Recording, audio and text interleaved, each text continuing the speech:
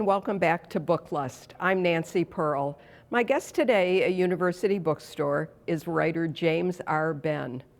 Jim, so glad you made it to Seattle. And I am too. Thank you for having me. have the time to sit down and talk. So you have a series of mystery novels set during World War II featuring a young man named Billy Boyle. Yes. Who happens to be a relation of Eisenhower. So your new book, When Hell Struck 12, is the 14th, I think. So where did that idea for Billy and to set it during World War II, where did that come from? Well, the idea for his relationship with General Eisenhower is Eisenhower is what they call his courtesy uncle. He's a distant relative on his mother's side who he calls uncle. He's only met him a few times. But the idea was I wanted this character to be at the center of the war as it progressed from 1942 on. And one way to do that was to have him work for Eisenhower, so I could have a mechanism to send him anywhere I wanted to. And it also struck me that it would be interesting to have him be kind of not quite ready to live up to his uncle's expectations, and in the early books, that's part of his struggle. He comes from a Boston Irish family of genially corrupt police detectives, and he's not really as qualified as his Uncle Ike thinks he is. Right.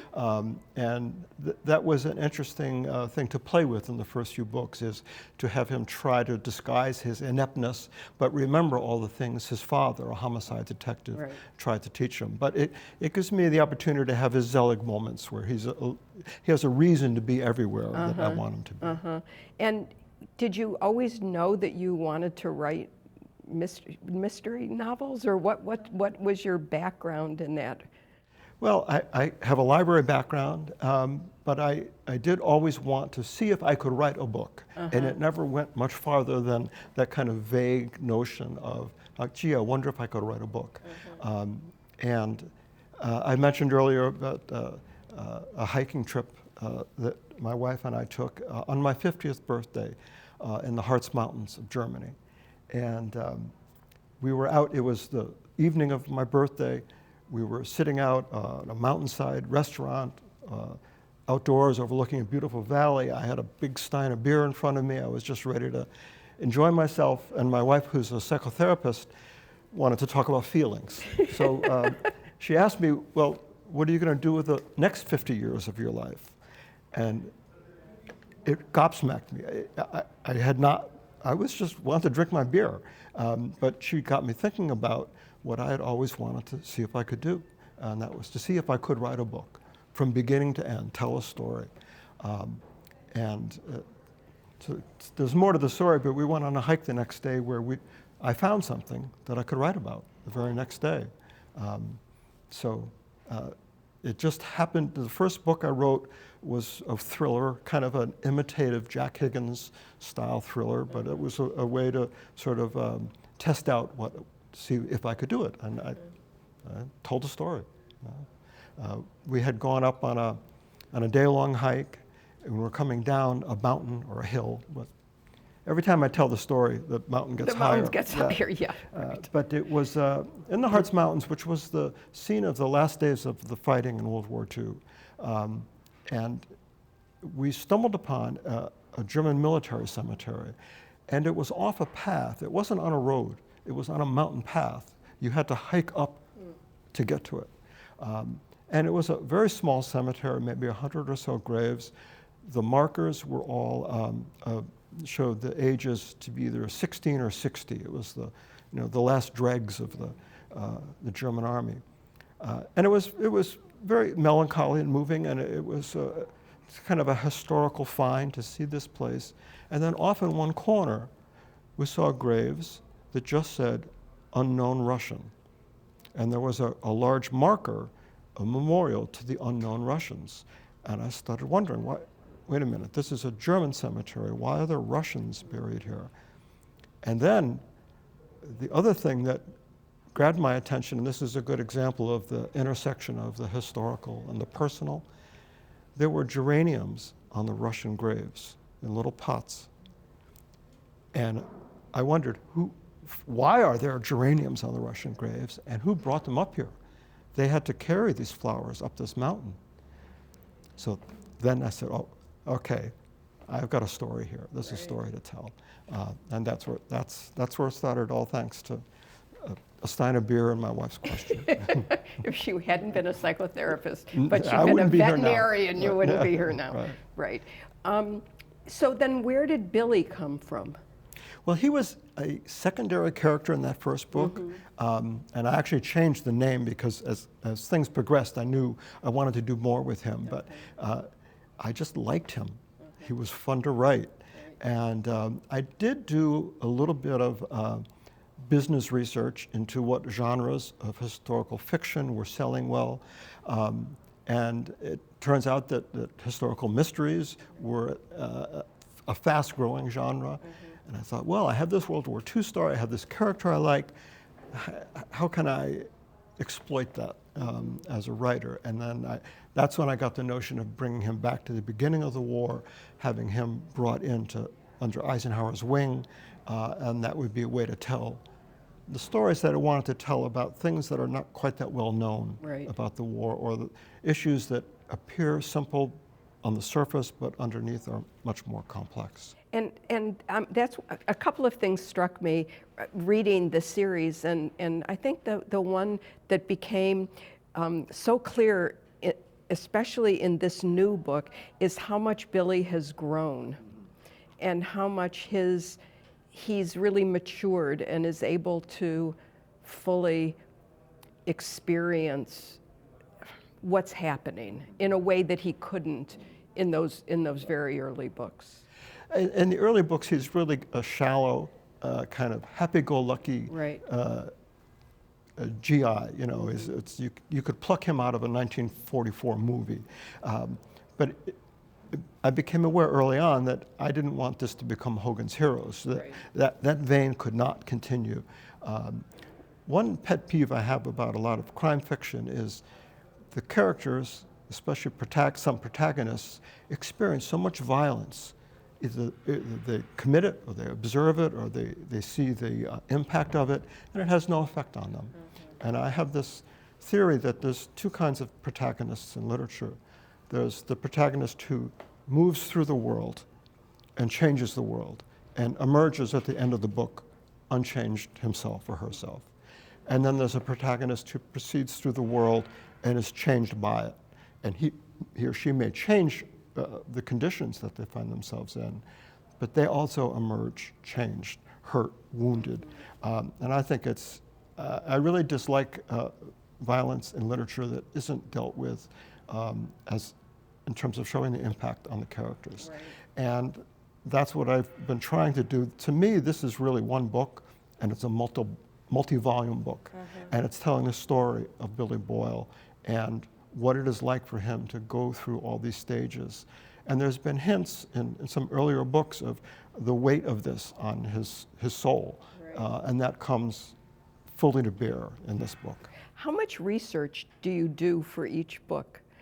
Well, I scour everything I can about the subject. When I knew I wanted to write about the liberation of Paris, I read everything, not just on the war, but about Paris, the history of Paris, the gardens of Paris. I just want to become immersed in the knowledge of the city, the time, and the character, the personalities that were involved. It's sort of like Hemingway's iceberg theory, that the weight of the iceberg is due to 9/10 of it being underwater. And if you get immersed enough in your subject, you don't need to spill that all on the page. It just it comes out in your writing.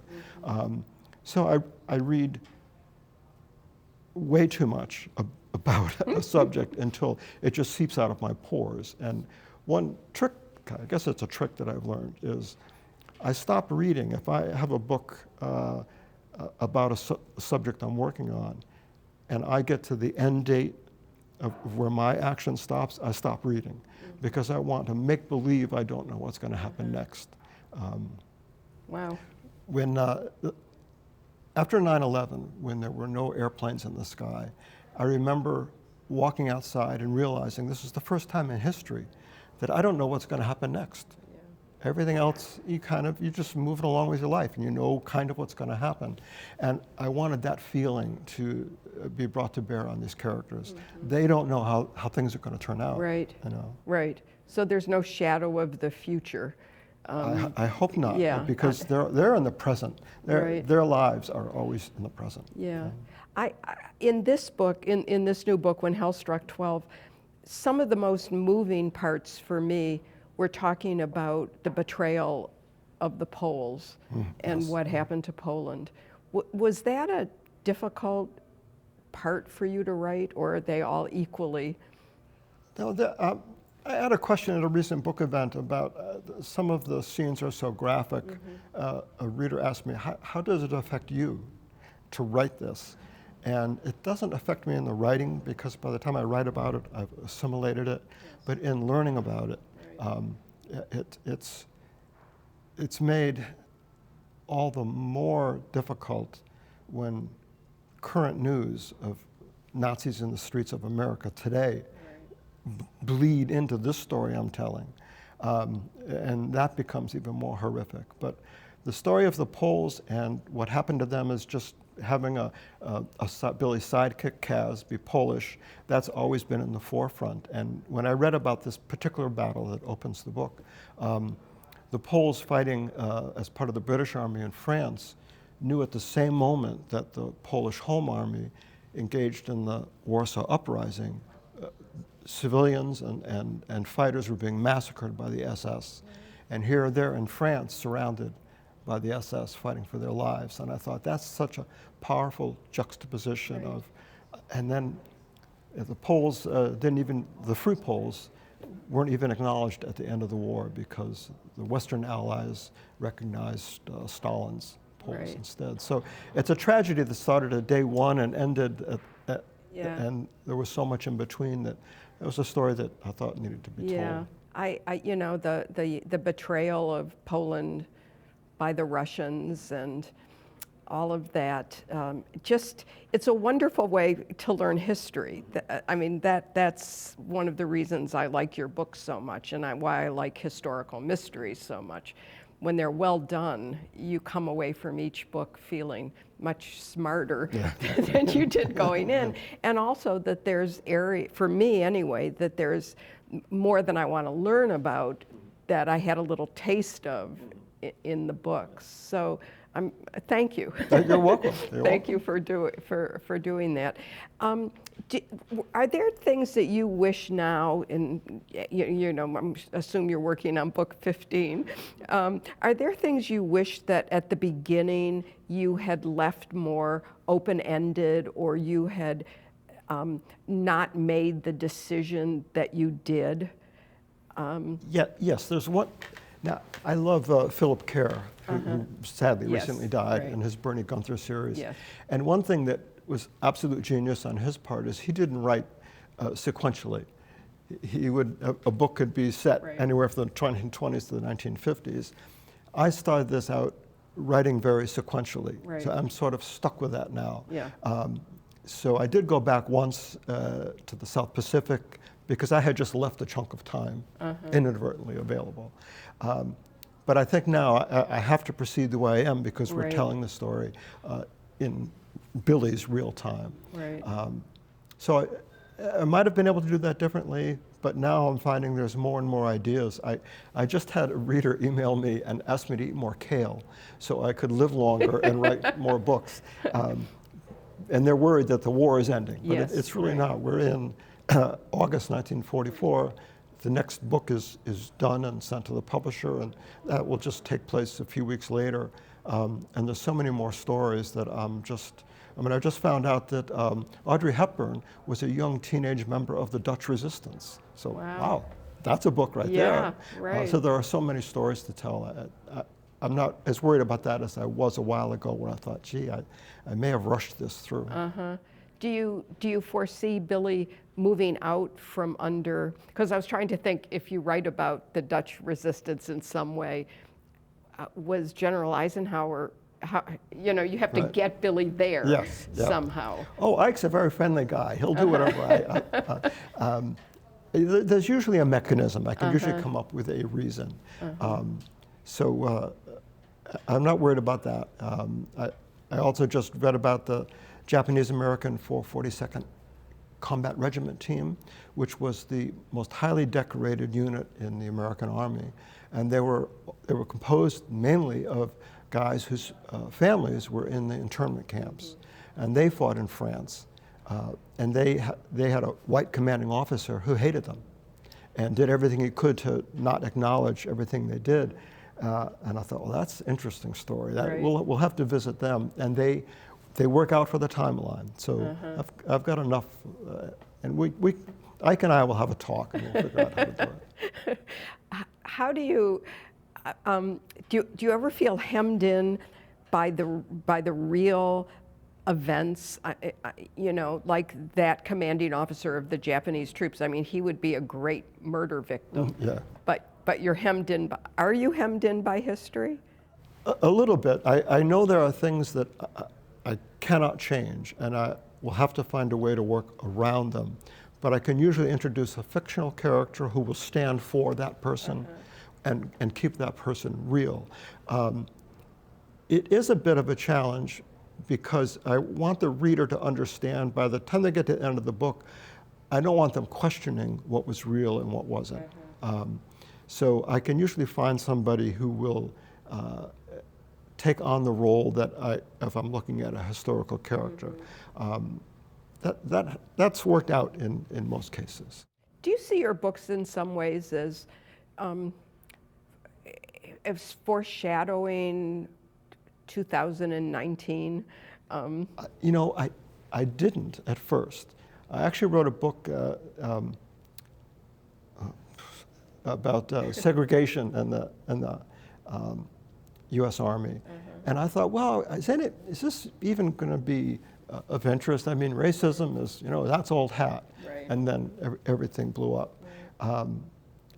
So the book The Devouring, which was about corrupt American businessmen making money off the war in Switzerland, that's not a real big stretch. So lately, I do see, as I said before, with the rise of fascism in America, when you can see Nazi flags unfurled and Charlottesville, Virginia. yeah, I was reading a recent biography of Hitler in his early years, and that's where the foreshadowing is. Everything that he did early on, before anybody thought he was anything but a joke, we see that happening today. So, you know, fair warning, folks. Yeah. What do you read for fun? You know, I don't want to sound pretentious, but I end up reading so much nonfiction, and a lot of it can be pretty boring, but it's important. I made an exemption for Philip Kerr. As soon as his new book came out, I went right to that. I read a lot of my Soho Press label mates because they're friends and I know them. But it's usually nonfiction that draws my attention. I read a fantastic book that really informed these last two novels, La Parisiennes by Anne Seba. And she wrote what I think is a groundbreaking social history of women in occupied France, mainly in Paris. But it was all about how women were treated during the war, what they did, the role they played, especially in the resistance, and how that was all hushed up and papered over, especially by de Gaulle when he finally was able to march into Paris. Yes. And, the role of women in the resistance was erased. And the myth of everybody was in the resistance, it was the men who liberated Paris, started back then. So her book is really riveting. And that's the kind of nonfiction that I really embrace because it's a new way of looking at an old subject. And was this something that you always read? I mean, was history? Yes, I always had a soft spot for history. My father was a big Civil War history fan. He belonged to the Civil War book club, so we always had those books around the house. So I think I grew up with that. And, and is there Philip? I always said Philip Kerr, so I'm glad to know it's Well, pronounced. don't go by me. Oh, okay. Well, I'll say Philip Kerr. You Okay. say Philip Kerr.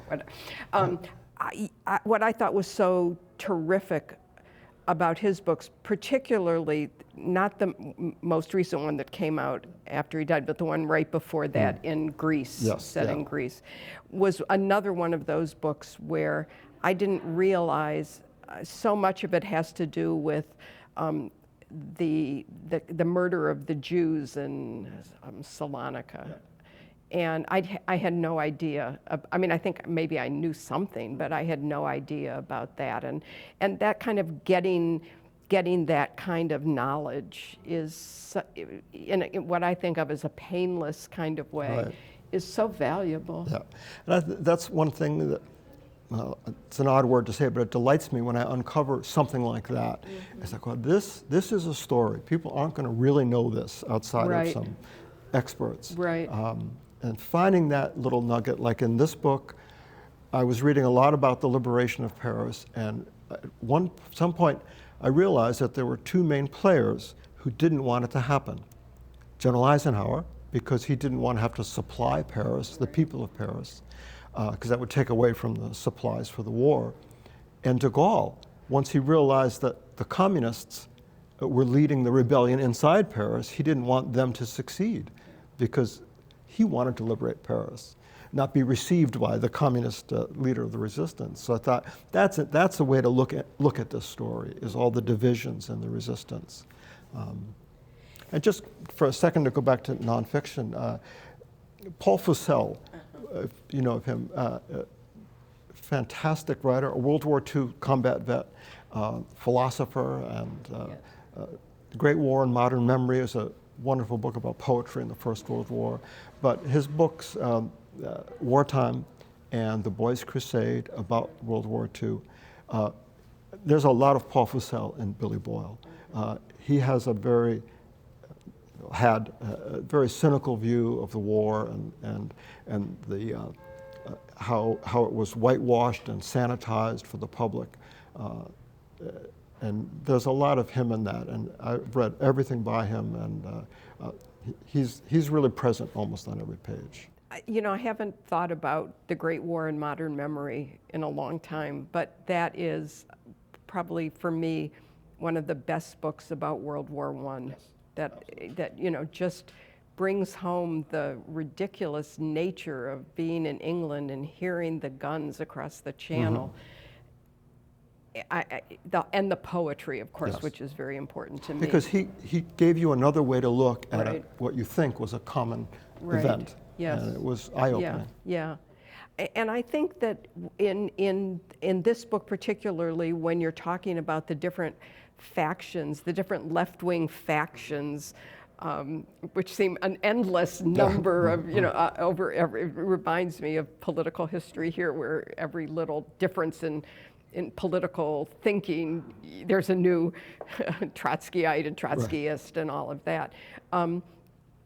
That, I think, would come as a surprise to a lot of people who think that the communists were a solid block Right. of people. Yeah. Yeah. And it's surprising to a lot of people that it was the communists who did most of the fighting against the Germans. Right. They were really the nucleus of the armed resistance. But again, that was put away because the de Gaulle's myth of the national resistance couldn't acknowledge that. Do you think when you're done with this series, whenever that may be, that you would take on another time period? I mean, I'd love to see what you do with Yugoslavia, the fall of Yugoslavia particularly. That your approach to that would be very interesting. I don't know about that, because I can see enough books to write about for the future, right. and I do have some other projects.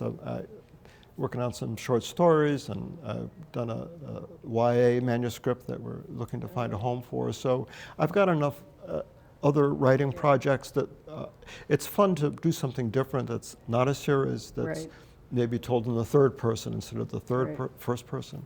So I've got enough enough other ideas to keep me busy. And Shoot. yeah. Because Yugoslavia needs a good mystery. Well, there is actually, there's a fascinating story set in Yugoslavia about a rescue mission. A lot of the bombing crews that bombed the oil fields in Romania were shot down over Yugoslavia, and at some point there were 500 or 600 of them being hidden in villages, and the Air Force organized a rescue, and they had to, with the help of the Yugoslav partisans, gather them all together. And in one book, A Mortal Terror, I allowed the murderer to get away. And people still email me and say, is that guy ever coming back? So I think I found a way to have him come back, because it would be a good idea for Billy to be involved in that rescue. Yeah. And that involves Tito's partisans. Right, and right. Again, the betrayal, I won't say it right, Mihalovic, who was the non-communist leader of the Yugoslavian resistance. He was the one who organized the help for the Allied air crew. And he was betrayed because, well, same thing, you know. Yeah. If you're not on the winning side, even if you're on the winning side, you can lose. Yeah, and partly that loss too is, as you said earlier, the kind of whitewashing of history to take out stuff that doesn't fit or looks awkward. I mean, you sort of think about those stories of doctored photographs, and you know, right. that we do that in history as well. Yes. Yeah. Yeah. When you're working on the books in the Billy Boyle series, do you outline? Do you know where you're going to end up when you start? I haven't the slightest idea. I know usually what I want to start with, because I found you know, when you do a book talk, you do a reading. And I had a hard time a while ago finding a reading to do that I didn't have to explain too much or didn't give away something. So I decided I'm going to make the first chapter the reading. And it was interesting because that made the book sort of take off 0 to 60, because it has to be interesting, exciting, and not explain too much. And that has sort of changed the character of how the flow goes. So I know what I want to start with. I know what I want the theme to be. Right. And I know like a few signposts along the way that I write toward. But other than that, no, I once did try to outline, and I got those big Post-it notes that are poster size, and I wrote this huge outline up. I stuck them up on the wall in my office and didn't look at them for the rest of the book. So I'm in awe of people who can outline. I've seen authors who do note cards and put them all down and just, I'd be bored writing that. But I think it's just how people's minds are wired. And it's like a sculptor looking at a piece of stone, you know. The sculpture's in there, it's how you get to it. Right. And some people do the outline, and that's where their creativity kicks in. Mine happens when I'm typing, when I'm working on the page, that all of a sudden a character will appear and I'll know, oh, wait, how did this guy get here? What's he doing? And they'll be important to the story. So I'm a big believer in the subconscious working, and I don't know how the subconscious can do an outline. So. Well, Jim, thank you so much for this marvelous series of mystery novels, and thank you again for talking to us today. Thank you. It's been a pleasure.